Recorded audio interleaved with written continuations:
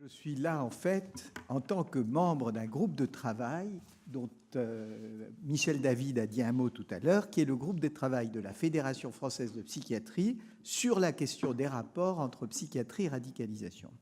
C'est donc à ce titre, et uniquement à ce titre, que je suis là, et je vous explique rapidement. Fin 2015, dans les circonstances qui vous ont déjà été décrites, et que vous avez tous en tête, la Fédération française de psychiatrie a proposé à DGS et au CIPDR de travailler sur cette question des rapports et de créer un groupe de travail.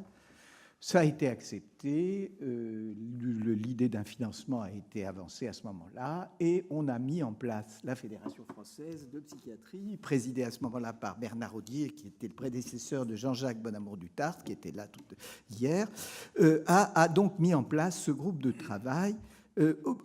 La proposition étant basée sur le fait que la mise en cause ou l'interpellation de la psychiatrie était extrêmement abondante à cette époque-là, en tout cas, sous des formes plus ou moins directes, et ça contrastait de façon massive avec la réalité de l'implication clinique, de ce qu'on pouvait en rapporter, en tout cas tel que nous l'avions, nous, en tête, en référence à ce que les collègues faisaient.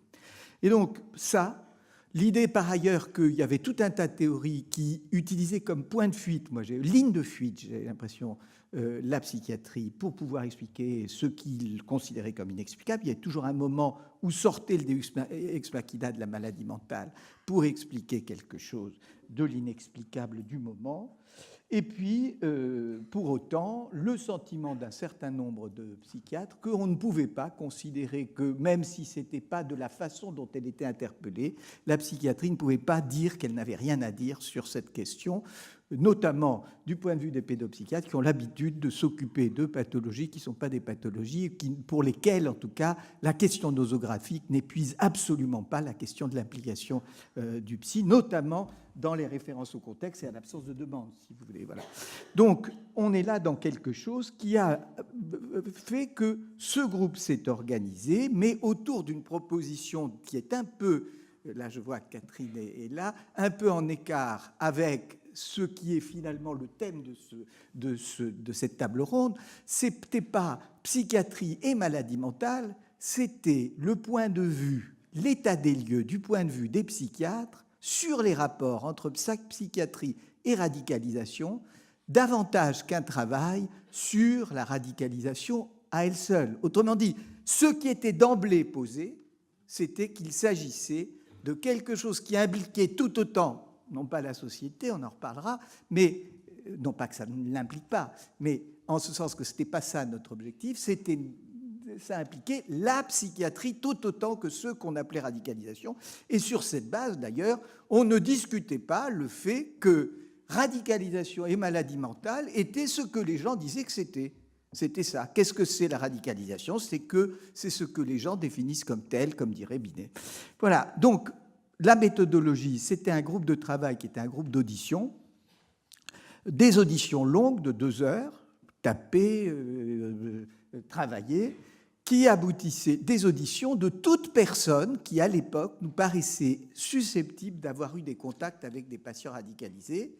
Et à l'époque, et ça a été le cas pour les 30 premières auditions, des gens qui, en général, disaient « j'en ai vu 3 ou 4 ». Et ça, c'était les spécialistes qu'on avait pu repérer, tous ceux, en tout cas, qui ont accepté de venir, sachant qu'au total du travail, on en aura vu 75, un seul refus. Ceux qui ont refusé à la première session, la première série d'auditions, n'ont pas refusé la deuxième, et un seul refus qui est basé sur un refus de principe. Mais enfin, donc, groupe d'audition, une fois, et qui revenait d'une certaine manière, finalement, à faire ce que nous faisons ici, tous ensemble, à faire ce que Féty a eu comme idée autour des États généraux, d'une certaine manière, d'une façon assez similaire, puisqu'en réalité, il s'agissait d'écouter des gens qui disaient des choses très différentes d'un point de vue qui était le leur, sans jamais se préoccuper de contester ce qu'ils disaient, le mettre en relation avec l'autre, et en laissant chacun se déployer sur 2 heures pour dire éventuellement ce qu'ils avaient en tête, sans question pendant au moins une demi-heure, et ensuite avec des questions qui avaient pour simple but d'éclaircir et pas de discuter, remettre en cause ou contester ce que les gens disaient. Méthode, en somme, des états généraux sous une forme particulière, des états généraux éclatés, comme on a pu parler d'institutions éclatées, si vous voulez. Les principes, c'est le moins possible venir le plus pauvre de tradition, en somme. Mais bien entendu, c'est très difficile, et il y en avait quand même, et celle qui était là, c'est la première, c'est que l'idée que la méthode psychopathologique peut tout autant s'appliquer à la vie quotidienne qu'à la maladie mentale. Enfin, tout ça est très banal pour les gens ici, mais il faut le dire pour les gens qui ne sont pas ici. La deuxième chose, c'est que la clinique ne se limite pas à la personne, c'est une clinique de situation, je l'ai dit tout à l'heure encore, impliquant le sujet et son environnement, et notamment dans cet environnement, la réponse que lui apportent les institutions, dont la psychiatrie. Et puis le troisième point qui est une évidence, c'est que même si la clinique individuelle est un élément majeur de ce qui nous permet de parler, elle n'est pas la seule concernée. Et donc ce dont ce groupe de travail se chargeait de parler, ce n'était pas de la radicalisation dans la totalité de ce qu'elle est, puisque c'était le point de vue psychiatrique sur la radicalisation. Je vous ai dit 75 personnes. Les 30 premiers ont donné lieu à un rapport intermédiaire dont on nous demande où il est publié. Il a été publié dans Pour la recherche, mais comment avoir accès à Pour la recherche? En réalité, c'est très compliqué pour l'instant, parce que le site de la FFP ne marche pas encore très bien. Et donc, il faut vous adresser à Michel David, à moi-même, ou monsieur Jean-Jacques Bonamour du Tartre. Vous écrivez, on vous l'envoie. On en a d'abord en réserve et d'autre part, on en a en Internet. Voilà, rapport intermédiaire. Et c'est sur la base des éléments de ce rapport intermédiaire que je vais... Mais bien entendu, ce rapport intermédiaire étant basé sur ce que nous disent les psychiatres ou les personnes interrogées, qui ne sont pas tous des psychiatres, on va retrouver ce qui a été dit jusque-là, et c'est heureux, puisqu'en réalité, une bonne partie des gens qui ont été interrogés ont été aussi des intervenants de ces états généraux. Et donc, ça prouve simplement une chose, c'est qu'ils disent la même chose quand ils sont seuls que quand ils sont en public, ce qui est évidemment une bonne nouvelle. Les résultats, je ne vais pas donc les détailler, parce que les résultats, en gros, c'est un peu ce que vous avez entendu jusqu'à aujourd'hui, mais je vais insister sur quelques points qui me semblent n'avoir pas été soit évoqués, soit suffisamment soulignés. Le premier point, celui qui intéresse tout le monde, c'est la question du rapport entre radicalisation et maladie mentale.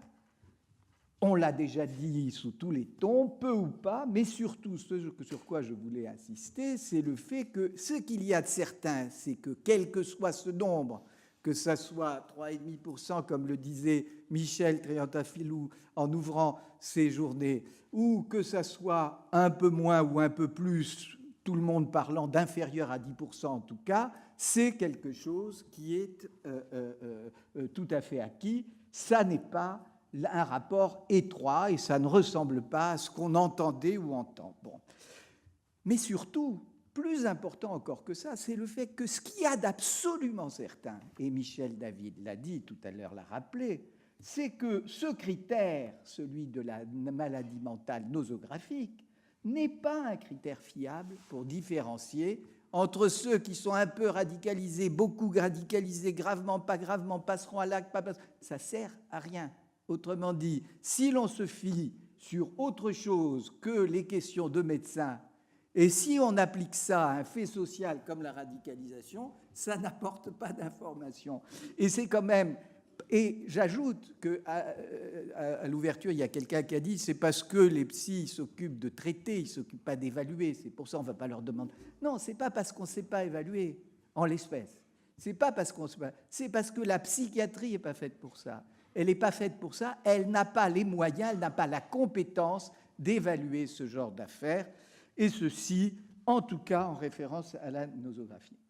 Ça, la psychiatrie, elle ne prédit pas l'avenir, elle peut dire quelque chose du passé, beaucoup plus qu'elle ne peut prédire l'avenir. En tout cas, c'était un petit peu le résultat qu'on avait. Par contre, en ce qui concerne les mécanismes, et vous en avez entendu très brillamment présenté ici, alors énormément de choses à dire sur les mécanismes psychopathologise au centre de psychopathologie de la vie quotidienne. Ça ne préjuge pas du caractère pathologique du comportement. Donc, psychopathologique, énormément de choses à dire, et des choses à dire qui d'ailleurs sont plus ou moins convergentes, et qui ont une particularité quand même frappante, c'est leur banalité. Leur banalité au regard de ce qui préoccupait essentiellement les gens à ce moment-là, c'était la question de l'adolescence, des départs en Syrie, etc. D'ailleurs, tous les gens de ce groupe de travail, j'ai oublié de le dire et de les nommer, sont des spécialistes de l'adolescence, non spécialistes de la radicalisation, puisque bout à bout, chacun des gens en avait vu au maximum 5 ou 6, enfin, de l'ensemble, tout ensemble, l'ensemble des groupes des gens en avait vu 5 ou 6, alors que si on met bout à bout tous ceux que les gens qu'on a vus après ont évoqué, il y avait c'était 30 multiplié par 70, parce que les gens du début n'en voyaient que 5, mais les gens de la deuxième série d'interrogations en voyaient 30 chacun. Au point d'ailleurs qu'il y en a qu'on va réinterroger, parce qu'entre le moment où ils sont venus nous voir avec 3 et les moments où ils sont montrés qu'ils en avaient vu 30, il s'est passé un temps qui faisait que ce n'était plus la même chose qu'ils avaient à dire. En tout cas, c'était intéressant d'essayer de le voir. Voilà, donc banalité de ces trucs, de ces mécanismes, banalité de la rupture dont ces mécanismes rendaient compte, avec cette idée que c'est banalement la rupture qui fait problème à cet moment de l'existence. Radicalisation et délinquance, on a eu, vous l'avez entendu, des tas de points de vue très différents. C'est des anciens délinquants convertis à la radicalisation. C'est pas du tout des délinquants, ce sont des demi-stratèges, l'un ou l'autre. Et pourtant, c'est bien de la même chose que l'on parle, et on avait ça. Et une des hypothèses par rapport à ça, et je vous la cite parce qu'elle est intéressante pour se rendre compte d'une des façons de traiter le problème, c'est une explication possible, en tout cas, qui nous a été donnée dans ce groupe, c'est le fait que, par exemple, si vous prenez en compte les patients PJJ, comme l'a fait Bonelli, vous vous apercevez que sont considérés comme radicalisés tous ceux qui ne sont pas délinquants. Donc, par hypothèse, vous n'allez pas trouver une corrélation entre radicalisation et délinquance, puisque tous ceux qui sont délinquants, pour des raisons très légitimes, les gens dont Mario nous a parlé, avec sa collègue nous a parlé, les obstacles stigmatisants que représente le fait de désigner quelqu'un comme radicalisé, pour ces raisons-là, parmi d'autres, ils ne vont pas considérer qu'ils sont radicalisés s'il y a une autre manière de s'en occuper. Et cette autre manière de s'en occuper, en termes de protection judiciaire de la jeunesse, c'est la délinquance, ça suffit. Et donc, à partir de là, vous avez ce fait qu'à la PJJ, les éducateurs qu'on a entendus, et surtout les médecins qui travaillent avec eux, les éducateurs disent, ça fait monter le niveau. Les familles sont moins désorganisées, les types ont une pensée plus organisée, ils investissent plus, ils sont meilleurs à l'école. Tout un tas de caractéristiques qui apparaissent quand on fait cette étude de façon transversale, mais qui apparaissent bien en contraste avec ce que d'autres nous définissent comme étant leurs radicalisés, ceux qu'ils voient par exemple en prison et qui ont une autre caractéristique, des familles désorganisées, des mauvais résultats scolaires, pas tous évidemment, mais en proportion beaucoup plus grande. Donc voilà, cette réticence, cette différence, elle apparaît de façon claire par rapport à ce problème de savoir s'ils sont délinquants ou pas. Ils sont les deux, mais ce n'est pas les mêmes. Et cette évidence saute aux yeux de ceux qui l'étudient de façon transversale. Troisième point, radicalisation et religion. Alors on trouve la même opposition entre ceux qui disent « ils y connaissent rien, c'est de la superstition ». Monod, Guillaume nous avait raconté une histoire qui m'avait beaucoup frappé et qui était très différente. Un jeune qu'il voit qui lui dit « la religion islamiste, musulmane interdisent qu'on se couche sur le ventre ». Bon, je vous laisse penser pourquoi. Et on lui dit « mais d'où tu sors ça ?» Parce que Monod, il connaît un peu. D'où tu sors... Et puis, il n'a pas peur de parler de religion. « D'où tu sors ça ?»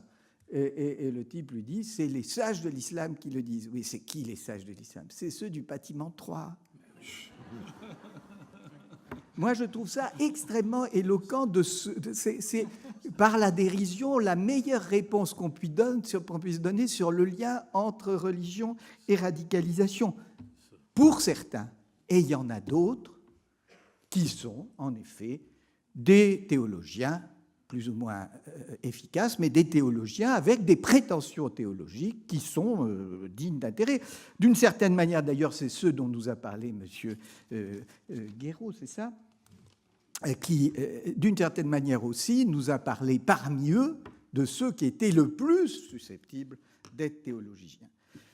Mais nous rappelait un certain nombre d'intervenants, la religion reste néanmoins, c'est bien, un pôle d'entrée important. Alors, radicalisation et politique, eh bien, on retrouve ça aussi, et je pense vraiment que le montage tel qu'on l'a fait favorise la lecture et la vision de ces différences, puisqu'on va s'apercevoir qu'en somme, si on fait la lecture dans transversal, ce qui frappe le plus, c'est la variabilité, elle m'a dit aussi.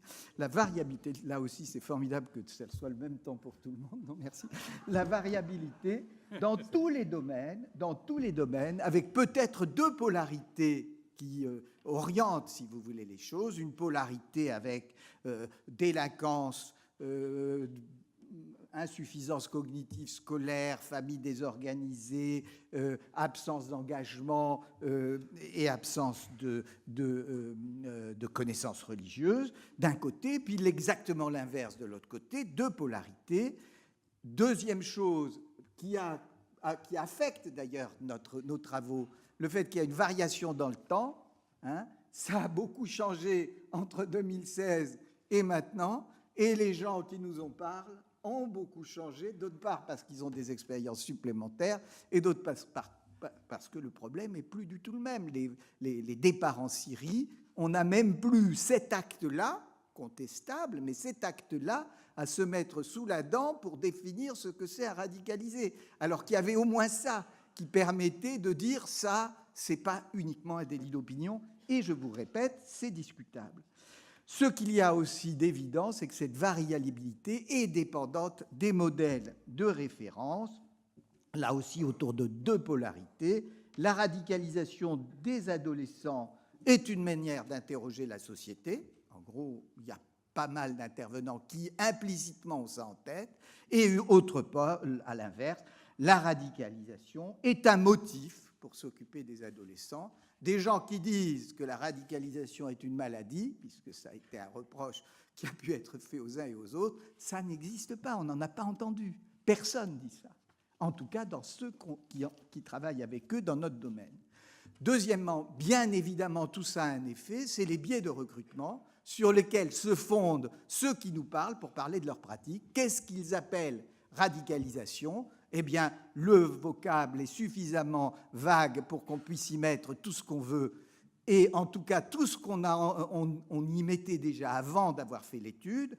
Et maladie mentale, pareil, parce que bien entendu, vous savez bien que dans la maladie mentale, la description des pathologies en psychiatrie, par les classifications nosographiques également, mais pas seulement, cette description, personne ne sait ce qui relève comme disait Yann Akin, ce qui relève d'une constellation ou ce qui relève d'une nébuleuse. On ne sait pas qu'est-ce qui est un fait naturel, qu'est-ce qui n'est pas un fait naturel, même dans le regroupement syndromique, et notamment dans ces regroupements syndromiques du style de ceux qui traitent du comportement, c'est très difficile. Bien entendu, même si moi je ne trouve pas du tout anormal que les psychotiques et une boulangerie soient professeurs des universités ou soient en prison. Je trouve que ça ne suffit pas d'être psychotique pour désigner les endroits où vous êtes et les endroits où vous n'êtes pas.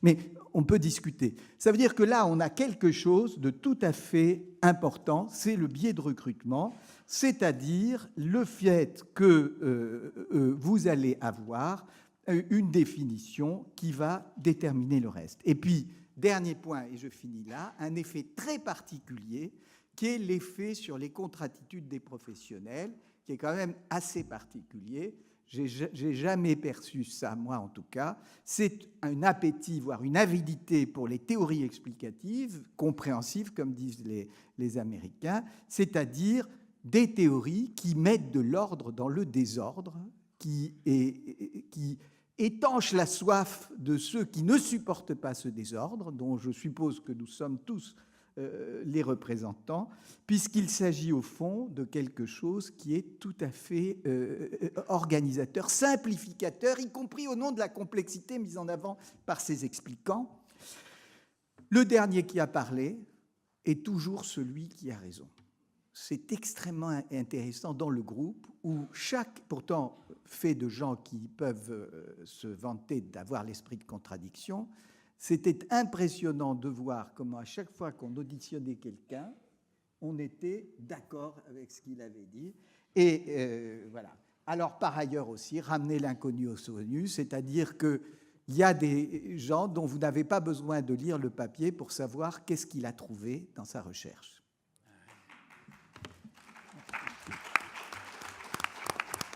Et troisième et dernier, vous voulez que je m'arrête, c'est ça? J'ai dépassé beaucoup, mais je m'arrête. Bon, alors, juste un truc, surtout, quelque chose qui m'a frappé aussi, mais je suis désolé d'avoir pris trop de temps, je ne voyais pas que les 5 minutes passaient trop vite. Donc, la conviction tolérante, c'est-à-dire une conviction, mais une conviction qui s'accompagne d'une grande tolérance parmi les gens. Pardon de vous avoir ennuyé, puisqu'apparemment...